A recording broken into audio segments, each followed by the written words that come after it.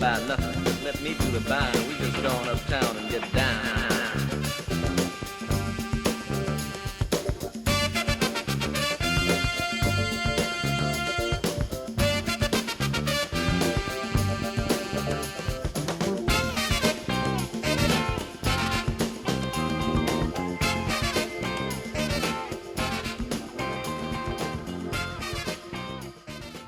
When I first heard house music, I hated it. It was nothing but beat to me because I wasn't listening. At this time, you either like let me see, I don't know, Van Halen or New Edition. It was old middle music. I didn't understand house. I didn't know nothing about it. So when I got into the music, already threw me back. That's when I seen hip hop dance. It was just a dance, you know. When I heard those records, it was a rap. I loved house music. I listened to those records every night for like 2 weeks straight. I don't know what it was, but it was something new and different. I went, so I just kept going. That's why I first seen hip hop. Like, it was no popping and locking involved at that time when I seen. Yeah, 1, 2, for all those who are interested. I got mixed CDs for sale, $10 a pop. Aggressive approach, early 90s, mid-90s hip-hop. Come on. Take two of the man with soul that you probably know. Deli or Scarface, but right the Cosby Show. Don't attack rappers, but make everyone hush. They step to me, but can't stop the bum rush. I make material rich and imperial. The unique technique I speak is all original. You like the savage, drag, gag, same old. But Pop's got a brand new bag. So put the mic down, boy, you can't work it. Do the whack lyrics about the short circuit. So toss the sword, of course, to the boss, no remorse. Your Lord reports, I cause a hot force.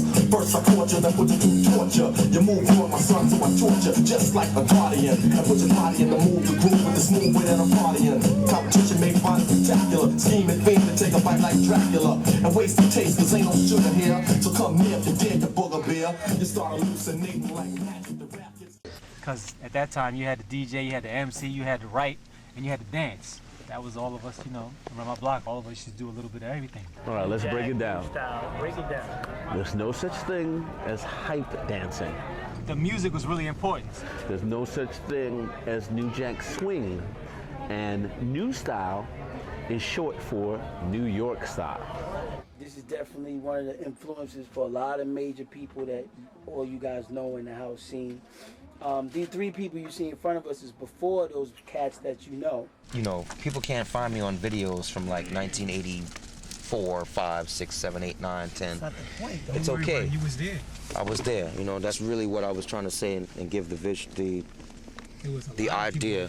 And everybody got their own history. You know, it. this is my history about how I experienced this dance and how I got exposed to the dance world, you know? It was more just for fun. You know, we just would like goof on each other and practice. It was like we were dancing, but at the same time practicing, trying out new shit, playing, and especially, I mean, amongst ourselves, amongst the fellas, but and even with the girls, like it was something where you could dance with a woman, like really dance with her, like link with her, and without grinding, but at the same time not battling her either, you know, not confronting her, but kind of flowing with her. So it was fun. It was all fun and games. I'm talking from a music perspective, but the music and the dance is always connected. So that's the perspective I'm talking about. So when I speak, I'm gonna mention certain names because that's how the lineage happened for me.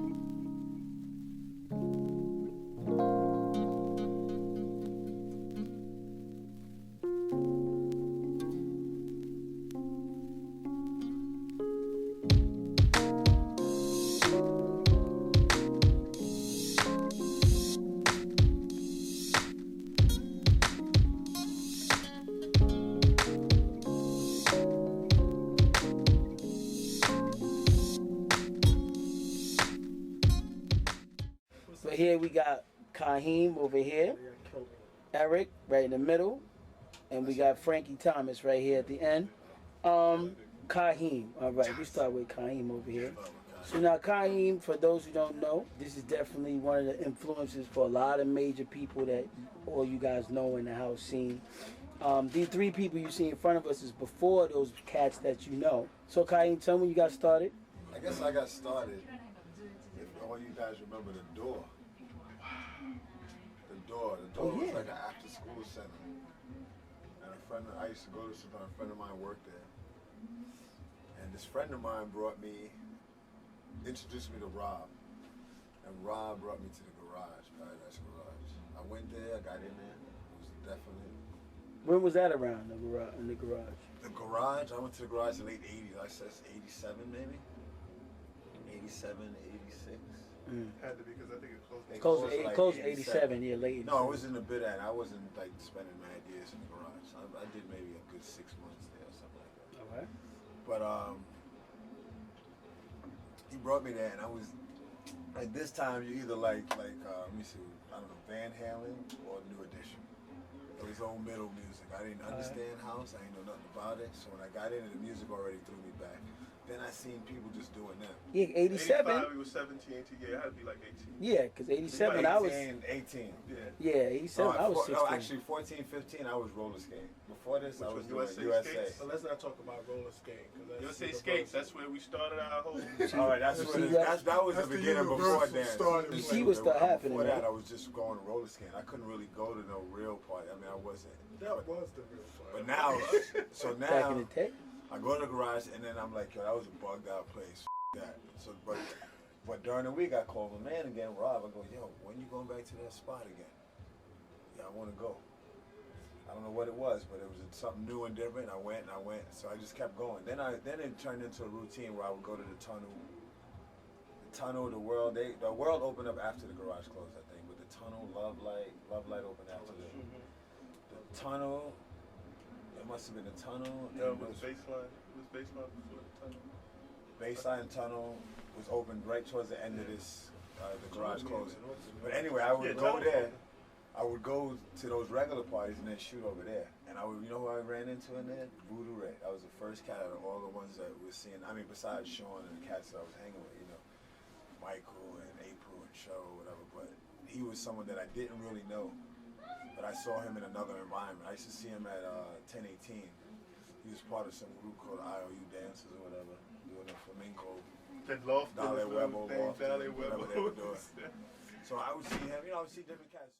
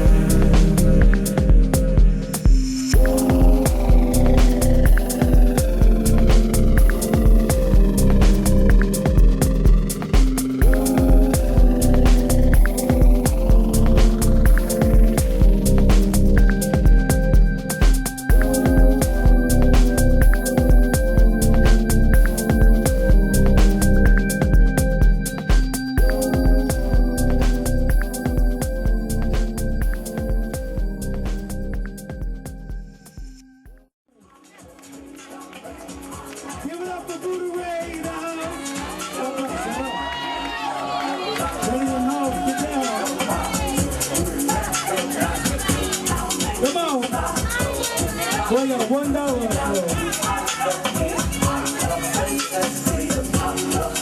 Joe, come on, you next.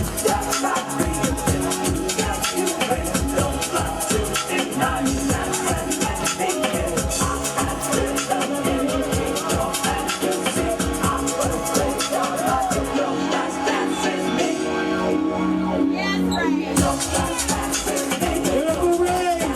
Next up, E-Joe.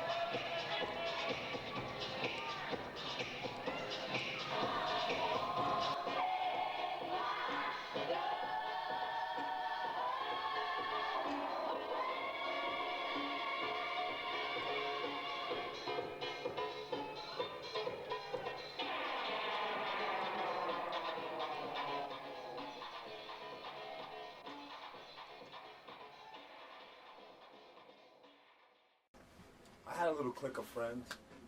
Me, Mike, at the time, Tim, Al, Show, April, can't even think of it. More.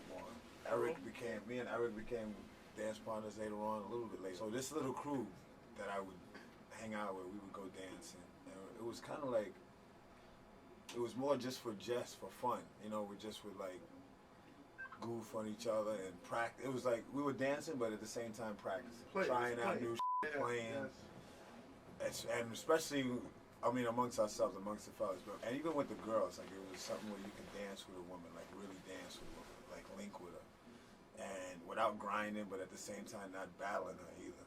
You know, not confronting her, but kind of flowing with her.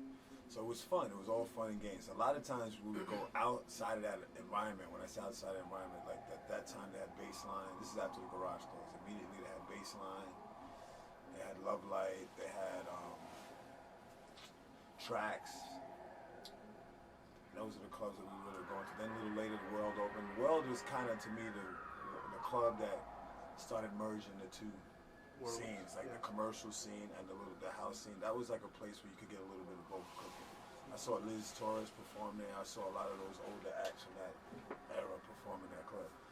So we were doing that, and the clubs just kept covering up. So anyway, we were just doing that, and there was no real money in it. There was no jobs behind it. It was just fun. It was something to do. And another thing we did besides the dancing and playing around was we always tried to create our own little style, fashion-wise. Dress a little differently, try to be a little different. Outside of the environment that we would be in, it was strange to other people. They would look at you like you're crazy on the train, or they might laugh. But in the environment we hung out with, it was very fun. It was, all that just started evolving. It was kind of like something that no one planned or prepared for. We just were doing it. I have a question for you. Where did you guys get that? Y'all were the first people I saw doing that. You know, basically like the salsa foundational, the back and forth. Where did, like, what inspired you to do that? I would say, for me, a lot of it came from going to, Choice. That was another spot.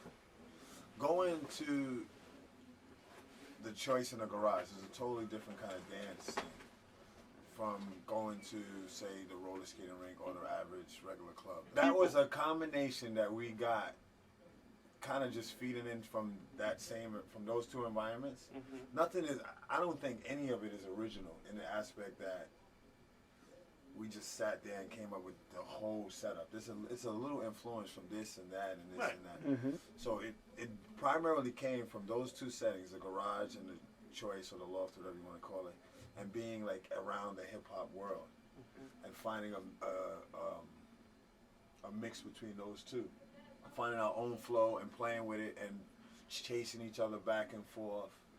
And then a lot of it too for me came from Erwin's dancing with April. I used to dance with April a lot back in the day.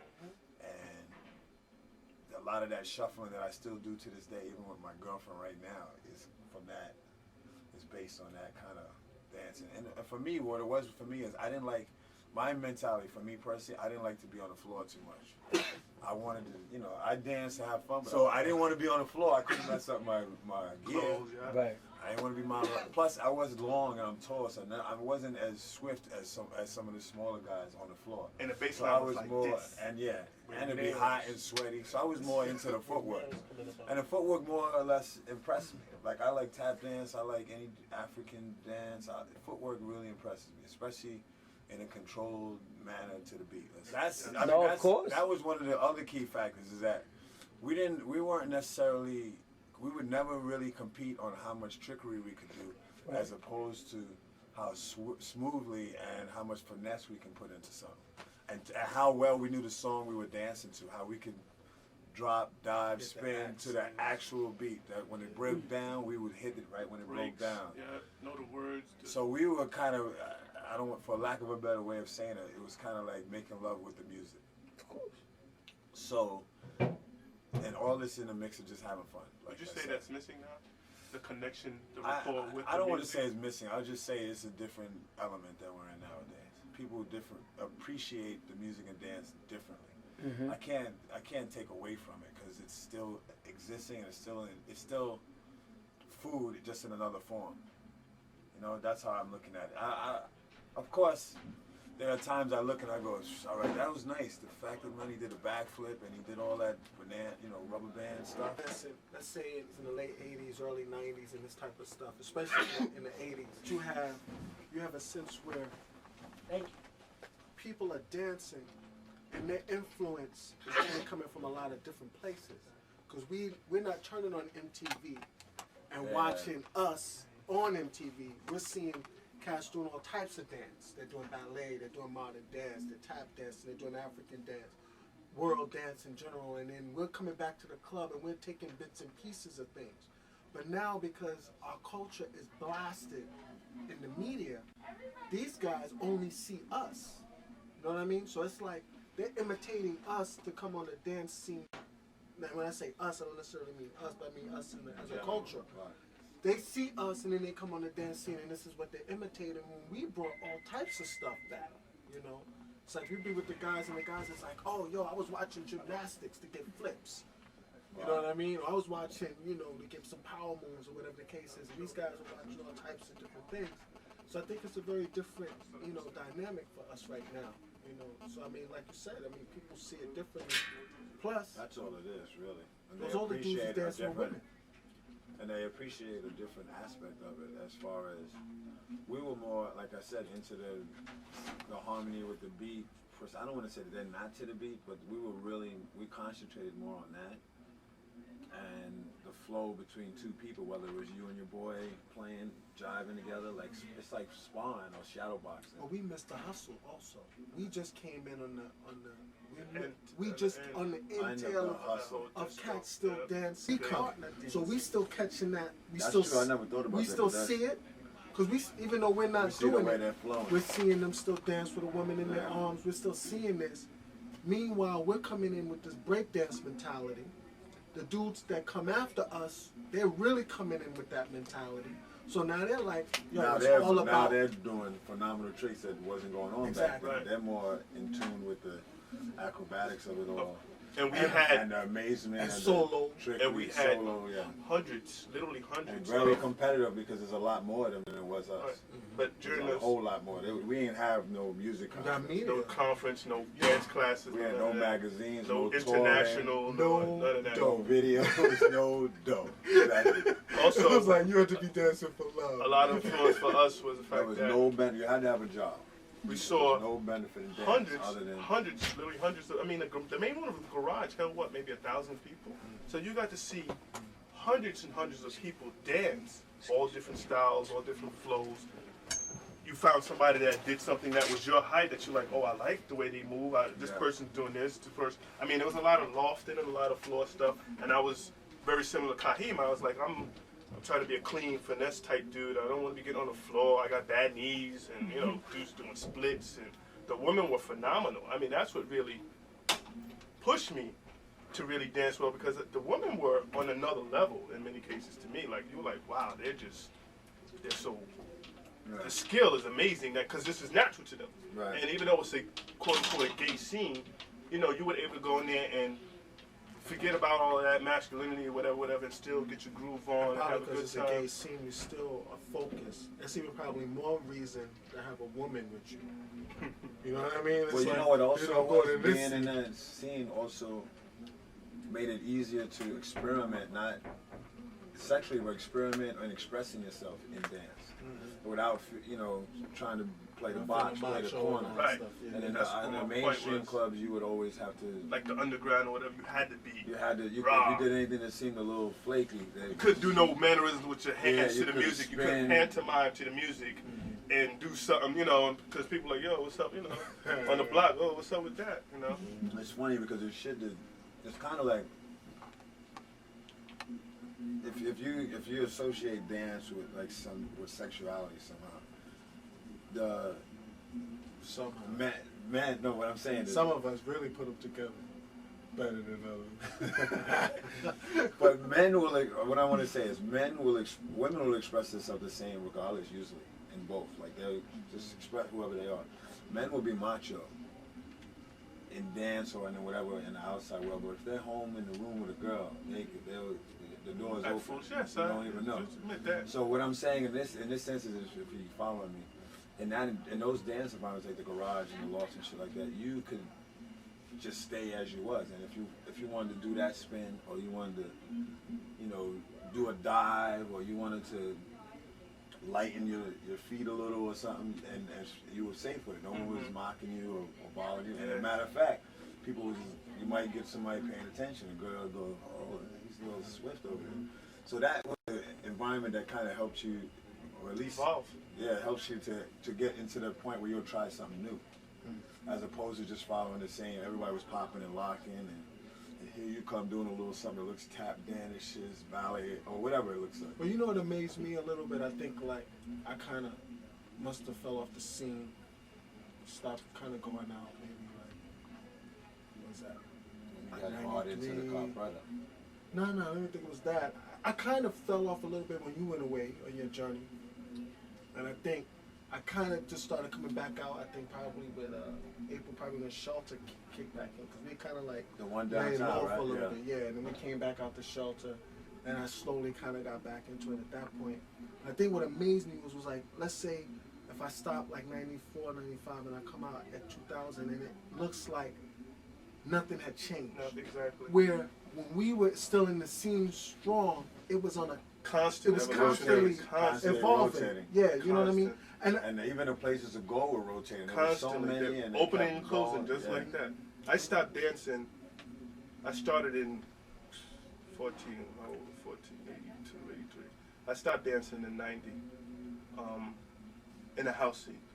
I used to see these guys actually in hip hop parties and industry parties and stuff, but I really stopped dancing in the house scene in the 90s. One, because it was, I hate to say it, wasn't underground anymore. It was very mainstream, and you had that like ski-wee and all that. Oh, yeah. Remember all that stuff? Like the kids like from college. stepping. Yeah, like the kids from college. A lot of people came, you know, and the love, like the unity that we had, that we were developing as, we were the first generation really of straight club kids that were going to all these different clubs. We were the first generation. I see what you're saying. The actual first. We were the first ones who were going in the garage, and it's waning days and it's on its closing days. I don't want everybody to think. I think I went in 84, 85. Emphasize kids, because it was and we were grown kids. men doing it. We were like kids. to come in there and be doing it as teenagers. First and all that generation stuff. of kids. Moving around in any scene. And not being, because everybody else our age was still in hip hop. Yes. I was going to everything. And that's what made us. You know, It Twins, remember them at the World? And then you had to go to the side. Yeah,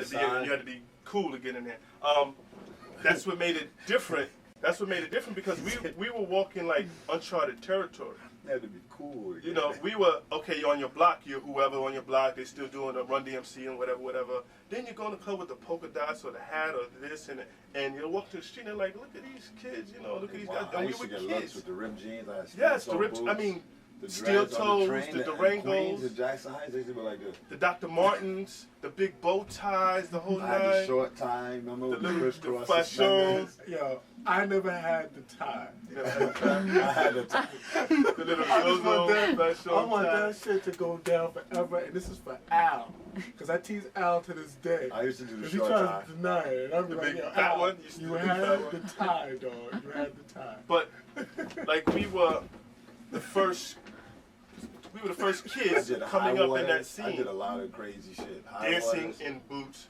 And it's funny, too, because the fashion played a lot. And it says, okay, the garage, you didn't have to get dressed to go to the garage. No. Then to get to the tunnel, or to get in choices in certain clubs, you had to throw on your gear, your jabot, or your willy wear, or your whatever the hell, and you're dancing in shoes. You're dancing in Dr. Martens. You're dancing in Durango. You're dancing in cowboy died and boots. came back though. You know, you're dancing in all these different clothes. Then you're going back to these baseline and choices and law clubs where you're back to the sneakers and the sweats and the whatever. So we got the whole range, the whole spectrum of the club scene and the different people that came in and out. With a half a And gallon the of whole, party in it, already mixed up. everything. Had You the know, candy bag. And it was a culture. Clothes, It was- underwear. Candy bag. That's the part I think Brian's doing this because he wants people to understand it was a culture. It was it wasn't just some dance steps and taking dance classes. It was a culture. And you know, the funny thing is there was no real official meeting grounds or union meetings or none of that. No. There was no ends coming out of it. It was strictly fun and just being a part of a movement that was different and not typical. I mean, all of us were all from different places. All of us. I met all my closest friends in my life from dance. I don't got no friends that I like literally, I grew up, I was in the first grade with. None of my friends. All my friends is from places that I didn't even grow up in, and we just met through that environment. From different boroughs, and we've known each other 20 plus years, all because of the one common denominator, which was dance. Our love for dance. DJ's another one that DJ'd at the World. So all of that just started evolving. It was kind of like something that no one planned or prepared for. We just were doing it. We would go, after the clubs, we would go to Washington Square Park. And you should stay open until like 1, 2 o'clock in the morning. And stay there all day gigging.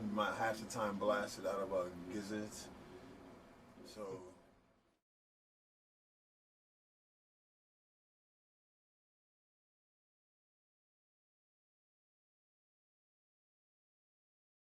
After high school, I was with some new kids doing salsa and everything, and those vogue down. Some of them. So I went to the underground spots for the voguing. Vogue down means it's fierce. Over. Yeah, I was Flawless. saying, look at me, look at me, look at me. Commentator. Very pretty girl, Danielle. How old are you? Tell me how old you are. I just turned 20. See? So some of y'all that got served, it's been like, that's not it. At 17, I started, like, in the industry. Industry's totally different. So you can't stop yourself with just industry and don't meet the underground. You have Underground to do both. industry, do both. Mix it together.